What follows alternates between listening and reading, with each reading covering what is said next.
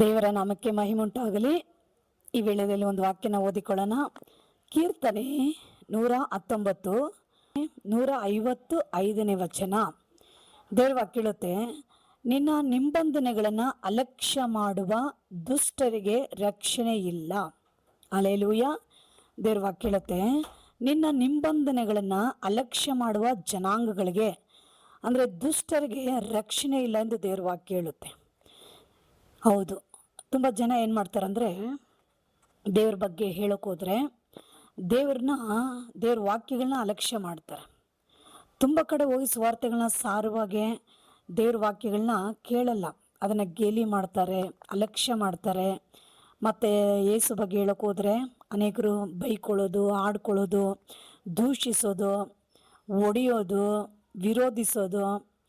ಹೌದು, ತುಂಬ ಕಡೆ ಹೋಗಿ ಸುವಾರ್ತೆಗಳನ್ನ ಸಾರುವಾಗೆ ಯೇಸುವಿನ ಬಗ್ಗೆ ಹೇಳೋಕ್ಕೋದ್ರೆ ಅನೇಕ ಗ್ರಾಮಗಳಲ್ಲಿ, ಅನೇಕ ಕುಟುಂಬಗಳಲ್ಲಿ, ಅನೇಕ ಜನರ ಮಧ್ಯದಲ್ಲಿ ಯೇಸುವಿನ ಒಂದು ಸುವಾರ್ತೆನ ಸಾರೋಕೆ ಹೋಗೋಗೆ ಅನೇಕರು ಈ ಥರ ಏನು ಮಾಡ್ತಾರಂದರೆ ಬೈಯೋರು, ದೂಷಿಸೋರು, ಯೇಸುವಿಗೆ ವಿರೋಧವಾಗಿ ಮಾತನಾಡೋರು, ಯೇಸು ಬಗ್ಗೆ ಹೇಳೋಕೆ ಹೋಗೋರನ್ನ ಹೊಡೆಯೋದು, ದೇವ್ರ ಬಗ್ಗೆ ಗೇಲಿ ಮಾಡೋದು, ದೇವ್ರ ವಾಕ್ಯನ ಈ ರೀತಿಯಾಗಿ ಏನು ಮಾಡ್ತಾರೆ, ಅಲಕ್ಷ್ಯ ಮಾಡ್ತಾರೆ. ಯಾಕಂದರೆ ಅವ್ರಿಗೆ ರಕ್ಷಣೆ ಬಂದು ಯಾರ ಮೂಲಕ ಹೋಗಿ ಅಂದರೆ ಯೇಸುವಿನ ಮೂಲಕವಾಗಿ ಅವ್ರಿಗೆ ರಕ್ಷಣೆ. ಹೌದು, ಆ ನಾಮದಲ್ಲಿ ಮಾತ್ರನೇ ಅವ್ರಿಗೆ ರಕ್ಷಣೆ. ಯೇಸು ಕ್ರಿಸ್ತನ ನಾಮದಲ್ಲಿ ಮಾತ್ರನೇ ಅವ್ರಿಗೆ ರಕ್ಷಣೆ, ಬೇರೆ ಯಾವ ನಾಮದಲ್ಲಿ ಅವ್ರಿಗೆ ರಕ್ಷಣೆ ಆಗೋದಿಲ್ಲ. ಆದರೆ ಆ ರಕ್ಷಣೆ ಸುವಾರ್ತೆಗಳನ್ನ ಸಾರಕ್ಕೆ ಹೋಗೋಗೆ ತುಂಬ ಜನ ಏನು ಮಾಡ್ತಾರೆ, ಅದನ್ನು ಗೇಲಿ ಮಾಡ್ತಾರೆ, ದೂಷಿಸ್ತಾರೆ, ವಿರೋಧಿಸುತ್ತಾರೆ, ಮತ್ತು ಅನೇಕರನ್ನ ಹೇಳೋರನ್ನ ಹೊಡಿತಾರೆ, ಹಾಡ್ಕೊಳ್ತಾರೆ, ಬೈಕೊಳ್ತಾರೆ, ಕೆಲವ್ರನ್ನ ಹೊಡೆದು ಹಾಕ್ಬಿಡ್ತಾರೆ.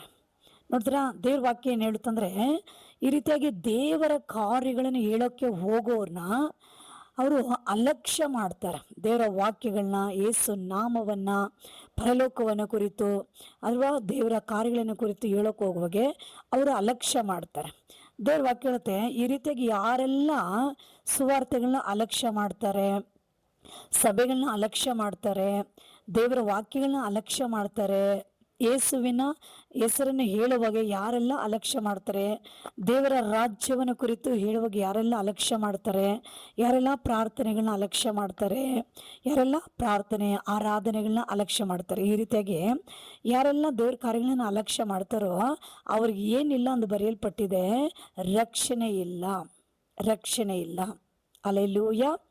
ರಕ್ಷಣೆ ಅಂದರೆ ಯಾವ ರೀತಿ ರಕ್ಷಣೆ ಅಂದರೆ, ಈ ಲೋಕದಲ್ಲಿ ಮನುಷ್ಯ ಬಂದು ಎಷ್ಟೋ ಆಪತ್ತುಗಳು ಬರುವಾಗೆ, ಎಷ್ಟೋ ರೋಗಗಳು ಬರುವಾಗೆ, ಮರಣಕರ ವ್ಯಾಧಿಗಳು ಬರುವಾಗೆ, ಅನೇಕ ವಿಪತ್ತುಗಳು ಬರುವಾಗೆ, ಅನೇಕ ಮಂತ್ರಶಕ್ತಿಗಳಲ್ಲಿ ಬಾಧಿಸಲ್ಪಡುವಾಗೆ, ಅನೇಕ ಮರಣಕ್ಕೆ ಸಂಬಂಧಪಟ್ಟಿರುವಂಥ ಕಾರ್ಯಗಳನ್ನು ಹೆಚ್ಚಾಗಿ ಭೂಮಿಯಲ್ಲಿ ಮನುಷ್ಯನಿಗೆ ಬರುವಾಗೆ ಅದರಲ್ಲಿ ಯಾರು ಅವನ್ನ ಕಾಪಾಡೋಕ್ಕಾಗಲ್ಲ.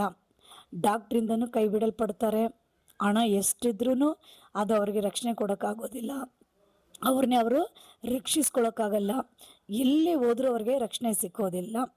ಆದರೆ ಅಂಥ ಆಪತ್ತುಗಳಲ್ಲಿ, ಅಂಥ ಮರಣಕರವಾದ ರೋಗಗಳಲ್ಲಿ, ಮಂತ್ರಶಕ್ತಿಗಳಿಂದ, ಆ ರೀತಿಯಾಗಿ ಅನೇಕ ವೇದನೆಗಳಿಂದ, ಕಷ್ಟಗಳಿಂದ, ಇಲ್ಲ ಆಪತ್ತುಗಳಿಂದ, ಇಲ್ಲ ಅನೇಕ ಶೋಧನೆಗಳಿಂದ ಅವನ್ನ ರಕ್ಷಿಸಬೇಕಂದ್ರೆ ಈ ಲೋಕದಲ್ಲಿ ಯೇಸು ಮಾತ್ರನೇ ಸಾಧ್ಯ.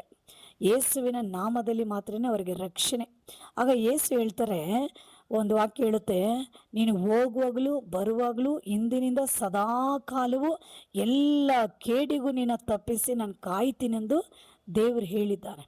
ಆದರೆ ಈ ಲೋಕದಲ್ಲಿ ಎಲ್ಲ ಕಡೆಗಳಲ್ಲಿ ಆಪತ್ತುಗಳಿರುತ್ತೆ. ಅದರ ಮಧ್ಯದಲ್ಲಿ ನಮ್ಮನ್ನು ಕಾಪಾಡಬೇಕು, ರಕ್ಷಿಸಬೇಕಂದ್ರೆ ಯಾರಿಂದ ಸಾಧ್ಯ? ದೇವರಿಂದ ಮಾತ್ರನೇ ಸಾಧ್ಯ. ಆದರೆ ಆ ದೇವರು ನಮ್ಮನ್ನು ರಕ್ಷಿಸಬೇಕಂದ್ರೆ ನಾವೇನು ಮಾಡಬೇಕು? ದೇವರ ವಾಕ್ಯಗಳನ್ನು ಕೇಳಬೇಕು, ಅದಕ್ಕೆ ವಿಧೇಯತೆ ತೋರಿಸೋರಾಗಿರಬೇಕು, ಯೇಸುವಿನ ಹೆಸರನ್ನು ಅಂಗೀಕಾರ ಮಾಡಿಕೊಂಡವರಾಗಿರಬೇಕು, ದೇವರಿಗೆ ನಾವು ಭಯಭಕ್ತಿಯಾಗಿ ಜೀವಿಸುವರಾಗಿ, ಈ ರೀತಿಯಾಗಿ ನಾವು ಕೇಳುವಾಗೆ, ನಂಬುವಾಗೆ, ನಾವು ಅಂಗೀಕರಿಸಿಕೊಳ್ಳುವಾಗೆ ಅಲ್ವಾ, ನಾವು ಇದೆಲ್ಲ ಮಾಡಿದ್ರೇ ನಮಗೆ ರಕ್ಷಣೆ ಕೊಡಲು ಸಾಧ್ಯ ದೇವರು. ಒಂದು ವೇಳೆ ನಾವು ಅಂಥ ಕಾರ್ಯಗಳ ಅಲಕ್ಷ್ಯ ಮಾಡಿ ನಾವು ಮುಂದಕ್ಕೆ ಹೋದರೆ ಅಂಥವ್ರಿಗೇನಿಲ್ಲ, ರಕ್ಷಣೆ ಇಲ್ಲ. ಈ ಭೂಮಿಯಲ್ಲಿ ಕೂಡ ಅವ್ರಿಗೆ ರಕ್ಷಣೆ ಇರೋದಿಲ್ಲ. ಇನ್ನೊಂದು ಸತ್ತ ನಂತರ ಅವರ ಆತ್ಮ ನಿತ್ಯ ನರಕಕ್ಕೆ ಹೋಗುತ್ತೆ. ನರಕ ಅನ್ನೋದು ಎಷ್ಟು ಭಯಂಕರವಾದ ಒಂದು ಸ್ಥಳ, ಬೆಂಕಿಯ ಸಮುದ್ರ. ಅಲ್ಲಿ ಸುಡುವ ಬೆಂಕಿ ಆರಲ್ಲ, ಕಡಿಯುವ ಹುಳ ಸಾಯಲ್ಲ ಎಂದು ದೇವರ ವಾಕ್ಯದಲ್ಲಿ ಬರೆಯಲ್ಪಟ್ಟಿದೆ. ಒಂದು ಮನುಷ್ಯ ಈ ಲೋಕದಲ್ಲಿ ಯೇಸುವನ್ನು ಅಂಗೀಕರಿಸಿಕೊಂಡು ಯೇಸುವಿನ ಮೇಲೆ ವಿಶ್ವಾಸ ಇಟ್ಟು ಅವರ ಒಂದು ಮಾರ್ಗದಲ್ಲಿ ನಡೆದು ಅವ್ರಿಗಾಗಿ ಜೀವಿಸುವುದಾದರೆ ಅವ್ರಿಗೆ ಈ ಲೋಕದಲ್ಲಿ ರಕ್ಷಣೆ ಇರುತ್ತೆ. ಸತ್ತ ನಂತರ ಅವರ ಆತ್ಮ ನರಕದಿಂದ ತಪ್ಪಿಸಿಕೊಂಡು ನಿತ್ಯ ಮೋಕ್ಷ ಲೋಕದಲ್ಲಿ ಹೋಗಿ ದೇವರೊಟ್ಟಿಗೆ ಸೇರುತ್ತೆ. ಅವ್ರಿಗೆ ರಕ್ಷಣೆ, ಭೂಲೋಕದಲ್ಲಿ ರಕ್ಷಣೆ, ನರಕಕ್ಕೆ ಹೋಗೋದಾಗೆ ರಕ್ಷಣೆ ಇರುತ್ತೆ. ಹಲ್ಲೆಲೂಯ. ಆದರೆ ಕೆಲವರು ಯಾವಾಗೆಲ್ಲ ಯೇಸು ಸ್ವಾಮಿ ವಾಕ್ಯಗಳನ್ನು ಅಸಡ್ಡೆ ಮಾಡಿ, ದೇವರ ಕಾರ್ಯಗಳನ್ನು ಅಸಡ್ಡೆ ಮಾಡಿ ದೇವ್ರಿಗೆ ವಿರೋಧವಾಗಿ ನಡ್ಕೊಳ್ತಾರೋ ಅವ್ರಿಗೆ ಭೂಮಿಯಲ್ಲಿ ಅವ್ರಿಗೆ ರಕ್ಷಣೆ ಇರೋದಿಲ್ಲ. ಒಂದು ದೊಡ್ಡ ಭೂಕಂಪ ಬರುವಾಗೆ, ದೊಡ್ಡ ಪ್ರಳಯ ಬರುವಾಗೆ, ಮರಣಕರವಾದ ರೋಗಗಳು ಬರುವಾಗೆ, ಒಂದು ದೊಡ್ಡ ಭಯಂಕರವಾದ ಒಂದು ಅನಾಹುತಗಳು ಆಪತ್ತುಗಳು ಅವ್ರ ಮೇಲೆ ಬರುವಾಗೆ ಅವ್ರಿಗೇನಿರೋದಿಲ್ಲ, ರಕ್ಷಣೆ ಇರೋದಿಲ್ಲ. ಮತ್ತು ನಿತ್ಯ ನರಕದಿಂದ ಅವ್ರ ಆತ್ಮನ ತಪ್ಪಿಸಲು ಯಾರಿಂದಲೂ ಸಾಧ್ಯವಿಲ್ಲ. ಭೂಲೋಕದಲ್ಲಿ ಅವ್ರಿಗೆ ರಕ್ಷಣೆ ಇರೋದಿಲ್ಲ, ನರಕದಲ್ಲಿ ಕೂಡ ಅವ್ರುಗಳು ಹೋಗಿ ಏನು ಮಾಡ್ತಾರೆ, ಸೇರೋರಾಗಿರ್ತಾರೆ. ಅದಕ್ಕೆ ದೇವ್ರ ವಾಕ್ಯ ಏನು ಹೇಳುತ್ತಂದರೆ, ಲೂಕ ಸುವಾರ್ತೆ 10ರಲ್ಲಿ ನಾವು ನೋಡ್ತೀವಿ, 10 ಅನೇಕ ವಚನಗಳಲ್ಲಿ ನಾವು ನೋಡ್ತೀವಿ. 18, 17ನೇ ವಚನದಲ್ಲಿ ನಾವು ನೋಡ್ತೀವಿ. ಅಲ್ಲಿ ಯೇಸು ಹೇಳ್ತಾರೆ, ನಿಮ್ಮ ಮಾತನ್ನು ಕೇಳುವವನು ನನ್ನ ಮಾತನ್ನು ಕೇಳುವನಾಗಿದ್ದಾನೆ.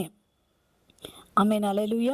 ನಿಮ್ಮನ್ನು ಅಲಕ್ಷ್ಯ ಮಾಡುವವರು ನನ್ನನ್ನು ಅಲಕ್ಷ್ಯ ಮಾಡೋರಾಗಿರ್ತಾರೆ. ನನ್ನನ್ನು ಅಲಕ್ಷ್ಯ ಮಾಡುವನು ನನ್ನ ತಂದೆಯನ್ನು ಸಹ ಅಲಕ್ಷ್ಯ ಮಾಡೋರಾಗಿರ್ತಾರೆ. ನೋಡ್ರಿ, ಈ ರೀತಿಯಾಗಿ ಯೇಸುವಿನ ಬಗ್ಗೆ ಹೇಳೋಕೆ ಬರೋರನ್ನ ನಾವೇನು ಮಾಡಬೇಕು, ಸೇರಿಸಿಕೊಳ್ಳಬೇಕು. ಪ್ರಾರ್ಥನೆಗಳಿಗೆ ಬರೋರನ್ನ ಸೇರಿಸಿಕೊಳ್ಳಬೇಕು. ಸಭೆಗಳಿಗೆ ಹೋಗೋದನ್ನು ನಾವು ಇಷ್ಟಪಡೋರಾಗಿರಬೇಕು. ದೇವ್ರ ವಾಕ್ಯಗಳನ್ನು ಕೇಳೋಕೆ ಇಷ್ಟಪಡೋರಾಗಿರಬೇಕು. ಯೇಸು ನಾಮವನ್ನು ನಾವು ಪ್ರೀತಿಸುವರಾಗಿರಬೇಕು. ಈ ರೀತಿಯಾಗಿ ದೇವರ ಎಲ್ಲ ಕಾರ್ಯಗಳನ್ನು ಯಾರೇ ನಿಮ್ಗೆ ಹೇಳೋಕೆ ಬಂದರೂ ನೀವು ಅವರನ್ನ ಪ್ರೀತಿಸಬೇಕು. ಅದನ್ನು ಅಲಕ್ಷ್ಯ ಮಾಡಬಾರ್ದು. ಅಲಕ್ಷ್ಯ ಮಾಡಿದ್ರೆ ಅವ್ರಿಗೆ ರಕ್ಷಣೆ ಇರೋದಿಲ್ಲ. ಯಾರೆಲ್ಲ ದೇವ್ರ ವಾಕ್ಯನ ಕೇಳ್ತಾರೋ, ಅದ್ರಿಗೆ ತಮ್ಮನ್ನು ಒಪ್ಪಿಸ್ಕೊಡ್ತಾರೋ, ಕ್ರಿಸ್ತನ ಮೇಲೆ ವಿಶ್ವಾಸ ಇಡ್ತಾರೋ, ದೇವರನ್ನ ಅಂಗೀಕಾರ ಮಾಡ್ಕೊಳ್ತಾರೋ ಅವರಿಗೆ ಭೂಲೋಕದಲ್ಲಿ ರಕ್ಷಣೆ ಇರುತ್ತೆ. ನಿತ್ಯ ನರಕಕ್ಕೆ ಹೋಗದ ಹಾಗೆ ಯೇಸು ಅವರ ಆತ್ಮಗಳನ್ನು ರಕ್ಷಿಸಲು ಸಾಮರ್ಥ್ಯವುಳ್ಳ ದೇವನಾಗಿರ್ತಾನೆ. ಆಮೇಲೆ ಹಲ್ಲೆಲೂಯ. ಇವತ್ತು ಪ್ರತಿಯೊಬ್ಬರು ದೇವ್ರ ಕಡೆ ಗಮನ ಕೊಡ್ರಿ. ಯೇಸು ಸ್ವಾಮಿ ವಾಕ್ಯದ ಕಡೆ ಗಮನ ಕೊಡ್ರಿ. ಪ್ರಾರ್ಥನೆಗಳ ಕಡೆ ಗಮನ ಕೊಡ್ರಿ. ದೇವರ ಆಲಯಕ್ಕೆ ಹೋಗೋದನ್ನ ಗಮನ ಕೊಡ್ರಿ. ದೇವರ ಮಾರ್ಗಗಳನ್ನು ನಡೆಯೋದ್ರಿಗೆ ಗಮನ ಸಲ್ಲಿಸ್ರಿ. ದೇವ್ರ ಕಡೆ ತಿರುಗಿಕೊಳ್ಳುವಾಗೆ ದೇವನೇನು ಮಾಡ್ತಾನೆ, ನಿಮ್ಮನ್ನು ಎಲ್ಲ ಸಂದರ್ಭಗಳಲ್ಲಿ ದೇವರು ನಿಮ್ಮನ್ನು ರಕ್ಷಿಸಲು ಶಕ್ತನಾಗಿರ್ತಾನೆ. ಇಕ್ಕಟ್ಟಿನ ಸಮಯದಲ್ಲಿ ನಿನ್ನ ಪಕ್ಕದಲ್ಲಿದ್ದು ಆ ಇಕ್ಕಟ್ಟುಗಳಿಂದ ನಿಮ್ಮನ್ನು ಬಿಡಿಸಿ ತಪ್ಪಿಸುತ್ತಾನೆ. ಆಮೇಲೆ ಹಲ್ಲೆಲೂಯ. ಹಾಗಾಗಿ ದೇವರ ಕಾರ್ಯಗಳಲ್ಲಿ ಆಸಕ್ತಿವಂತರಾಗಿರಬೇಕು. ಪ್ರಾರ್ಥನೆ ಆಗಲಿ, ಸಭೆ ಆಗಲಿ, ಸುವಾರ್ತೆ ಆಗಲಿ, ಒಂದು ಉಪವಾಸ ಆಗಲಿ, ಒಂದು ದೇವರ ಕಾರ್ಯಗಳು ಎಲ್ಲದರದಲ್ಲಿ ನೀವು ಪ್ರತಿಯೊಬ್ಬರು ಆಸಕ್ತಿನ ತೋರಿಸಿ ಸಂತೋಷವಾಗಿ ನೀವೆಲ್ಲವನ್ನು ಮಾಡುವಾಗೆ ದೇವರು ನಿಮ್ಮನ್ನು ಆಶೀರ್ವದಿಸ್ತಾನೆ. ಈ ವಾಕ್ಯ ಕೇಳಿಕೊಡಿರೋಂಥ ಪ್ರತಿಯೊಬ್ಬರು ನಾವು ಸಣ್ಣ ಪ್ರಾರ್ಥನೆ ಮಾಡಿಕೊಳ್ಳೋಣ. ಸರ್ವಶಕ್ತನಾಗಿರೋ ದೇವ, ಈ ವಾಕ್ಯವನ್ನು ಕೇಳಿಕೊಂಡಿರೋಂಥ ಎಲ್ಲ ಮಕ್ಕಳ ಮೇಲೆ ನಿನ್ನ ಕರಗಳನ್ನು ಚಾಚಪ್ಪ. ಯಾರೊಬ್ಬರು ನಿಮ್ಮ ವಿಷಯಗಳಲ್ಲಿ, ನಿಮ್ಮ ಕಾರ್ಯಗಳಲ್ಲಿ ಅಲಕ್ಷ್ಯ ಮಾಡದೆ ಆಸಕ್ತಿವಂತರಾಗಿ ಎಲ್ಲವನ್ನು ಭಯದಿಂದ ಭಕ್ತಿಯಿಂದ ಮಾಡುವಂಥ ವ್ಯಕ್ತಿಗಳಾಗಿ ಕಂಡು ಬರುವಾಗೆ ಒಬ್ಬೊಬ್ಬರ ಮೇಲೆ ನಿನ್ನ ಕರಗಳನ್ನು ಚಾಚಿ ಬಲಪಡಿಸಿ ಆಶೀರ್ವದಿಸಬೇಕಾಗಿ ನಿನ್ನ ಕರಗಳಲ್ಲಿ ಒಪ್ಪಿಸ್ಕೊಡ್ತೀನಿ. ಹಾಗೇ ಮಾಡ್ರಿ, ಯೇಸು ನಾಮದಲ್ಲಿ ತಂದೆ, ಆಮೇನ್. ಈ ವಾಕ್ಯ ಕೇಳಿಕೊಡಿರೋಂಥ ನಿಮ್ಮೆಲ್ಲರನ್ನ ದೇವರು ಆಶೀರ್ವದಿಸಲಿ. ಲೈಕ್ ಮಾಡಿ, ಶೇರ್ ಮಾಡಿ. God bless you. ಆಮೇನ್.